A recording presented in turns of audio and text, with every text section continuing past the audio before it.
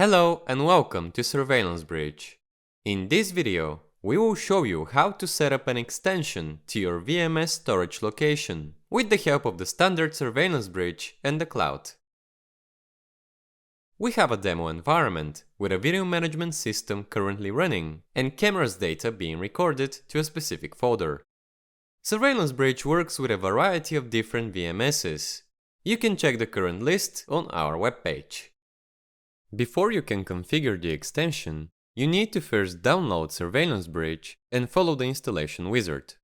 This will not interfere with your ongoing recordings. Once it is installed, you will see the Surveillance Bridge icon on your desktop and you can start it from there. A first important step is to set your source and target properly. The Surveillance Bridge source will be the location of your VMS recordings. Click the Add Source button to specify that location. Once the source folder or drive is selected, you will be presented with the options for selecting a target. It can be both a public cloud provider or an on-premises storage. For our demo, we will proceed with a cloud provider. Enter the respective details. Then select List Containers to view the available buckets or containers at the target. The necessary keys for the cloud can be found in the cloud portal of your provider. Select the container you would like to use and click Apply. When you are setting this up, you would want to select an empty container because there will be no data on the target for you to download, and these options would not make a difference.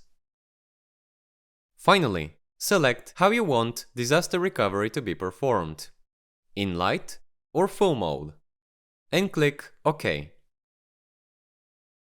After you specify the source and the target, Surveillance Bridge is left in a paused mode, and you need to resume its work in the interface. Once these initial configuration steps are performed, you can enable the extension with a simple slider in the Storage Extension settings of Surveillance Bridge. Doing so will allow you to have a pretty much unlimited space available for VMS recordings. The local storage will be used as a buffer for the most recently created or used recordings, and the additional cloud storage will be used for the rest of the recordings you would like to keep.